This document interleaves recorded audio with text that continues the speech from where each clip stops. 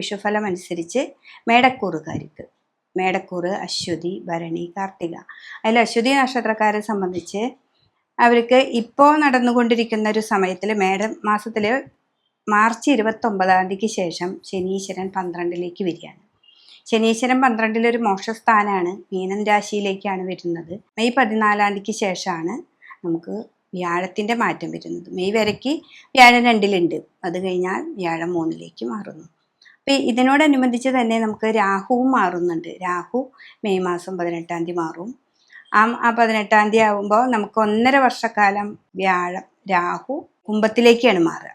അത് ബാക്കിലേക്ക് മാറുന്ന ഒരു ഗ്രഹമാണ്. അപ്പോൾ കുംഭത്തിലേക്ക് മാറുന്നു. അപ്പം അതുപോലെ തന്നെ രാഹു മാറുമ്പോൾ ആ മേടൻ രാശിക്കാരെ സംബന്ധിച്ച് നമുക്കവിടെ 5-ാം ഭാവത്തിലേക്ക്, ചിങ്ങത്തിലേക്ക് കേതുവും മാറുന്നു. അപ്പോൾ ഇങ്ങനെ ഗുണങ്ങളും ദോഷങ്ങളും സമ്മിശ്രമായിട്ടുള്ളൊരു ഫലമാണ് നമുക്ക് ഈ മേടക്കൂറായ അശ്വതി നക്ഷത്രത്തിൽ വരുന്നത്. അപ്പോൾ ഏറ്റവും കൂടുതൽ നമുക്ക് നന്മയും ഉണ്ട് അതിൽ. വെച്ചിട്ടുണ്ടെങ്കിൽ രാഹു 11 നിൽക്കുന്നത് നല്ലതാണ്. രാഹുവിന് 11-ാം ഭാവം ഏറ്റവും നല്ലൊരു ഭാവമാണ്. വ്യാഴം 2-ാം ഭാവത്തിൽ നിൽക്കുന്നത്. അപ്പോൾ മെയ് മാസം വരെ നമ്മൾ വിചാരിച്ച കാര്യങ്ങളൊക്കെ മുന്നോട്ട് പോകാനൊക്കെ ആയിട്ട് നമുക്ക് സാധിക്കും.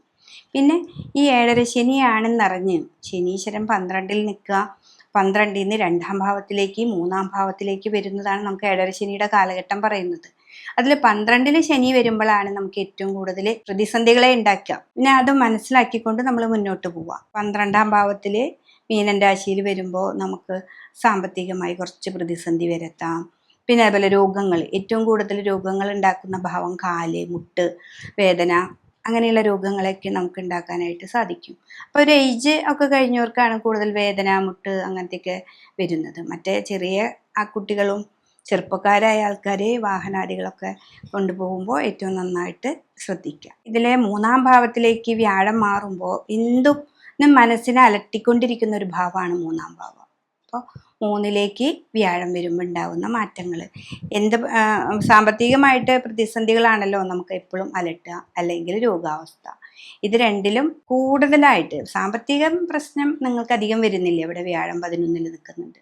പക്ഷെ രോഗാവസ്ഥകൾ നമുക്കുണ്ടാവും. പിന്നെ ഉന്നതമായ പഠനങ്ങളിലേക്ക് പോകുന്ന കുട്ടികൾക്ക് ഒരു രീതിയിൽ അങ്ങനെ നിൽക്കും. പിന്നെ പെട്ടെന്നായിരിക്കും അത് താഴേക്ക് പോവുക. പക്ഷെ നമ്മളെപ്പോഴും ഫോളോ അപ്പ് ചെയ്തുകൊണ്ടിരിക്കണം. ശനി 12 നിൽക്കുന്ന സമയത്ത് നമ്മൾ എന്തൊരു കാര്യത്തിൽ ഏർപ്പെട്ടോ അതെപ്പോഴും ഫോളോ ചെയ്ത് നടക്കണം. ശനീശ്വരൻ എപ്പോഴും ധർമ്മത്തിൻ്റെ കാരകത്വമുണ്ട്. ഇപ്പം നമ്മൾ എത്രമാത്രം എഫേർട്ട് എടുത്ത് നമ്മൾ കാര്യങ്ങൾ ചെയ്യുന്നു, 7.5 ശനിയൊന്നും നമുക്കൊരു പ്രശ്നമില്ലാതെ നമുക്ക് മുന്നോട്ട് കൊണ്ടുപോകാനായിട്ട് സാധിക്കും. അപ്പോൾ അശ്വതി നക്ഷത്രക്കാരെ സ്ത്രീകളായാലും പുരുഷന്മാരായാലും ഈ രോഗാവസ്ഥകളും സാമ്പത്തികമായ ഇടപാടുകളും ഒക്കെ വളരെയധികം കൃത്യനിഷ്ഠയോടുകൂടി 7.5 ശനിയാണ്. അപ്പോൾ എനിക്ക് സാമ്പത്തികമായിട്ട് എന്തെങ്കിലുമൊക്കെ പ്രതിസന്ധികൾ ഉണ്ടാവാം. അപ്പോൾ ഉണ്ടാവുമ്പോൾ ഇതെന്താണെന്ന് മനസ്സിലാക്കി നമുക്ക് മുന്നോട്ട് പോവാം. അപ്പോൾ അതിനു വേണ്ടി ശിവൻ്റെ അമ്പലത്തിൽ പോവാം. ശിവന് മുന്നിൽ വിളക്ക് കൊടുക്കുക, ധാര കൊടുക്കുക, കുവളത്തിൻ്റെ ഇല കൊണ്ട് അഭിഷേകം അർച്ചന അത് കൊടുക്കുക. വ്യാഴനെ പ്രീതിപ്പെടുത്താൻ എപ്പോഴും 3-ലൊക്കെ വരുമ്പോൾ മുറവിളി കൂട്ടുമെന്നാ പറയാം. അപ്പോൾ നമ്മൾ എന്ത് ചെയ്യണം? വ്യാഴത്തിന് പട്ടിൽ ഒരു മഞ്ഞപ്പട്ട് മേടിച്ച് ഒരു പിടിപ്പണം സമർപ്പിക്കുക, അല്ലെങ്കിൽ നെയ്യോ ചന്ദനത്തിരി എന്തെങ്കിലുമൊക്കെ സമർപ്പിച്ച് പ്രാർത്ഥിക്കുക. അറിഞ്ഞോ അറിയാണ്ടോ നമ്മൾ എന്തെങ്കിലുമൊക്കെ ചെയ്തിട്ടുണ്ടെങ്കിൽ അതൊക്കെ മാറ്റണമെന്ന് പ്രാർത്ഥിക്കുക. വ്യാഴ ക്ഷേത്രത്തിൽ പോയി വിഷ്ണുവിൻ്റെ അവിടെ പോയി നമ്മൾ നെയ്വിളക്ക്, ചന്ദനത്തിരി എന്നിവയൊക്കെ സമർപ്പിക്കുക. കേതു 5-ാം ഭാവത്തിലായതുകൊണ്ട് നമ്മുടെ മക്കൾക്കോ ഒന്നും ആപത്തൊന്നും ഇല്ലാതിരിക്കുക. നവഗ്രഹങ്ങളുടെ അമ്പലത്തിൽ പോയിട്ട് രാഹു കേതുകൾക്ക് പട്ട് പൂജ അതൊക്കെ കൊടുക്കുക. അതായിരിക്കും അത് അശ്വതി നക്ഷത്രക്കാർക്ക് ഏറ്റവും കൂടുതലായിട്ട് ചെയ്യേണ്ടത്.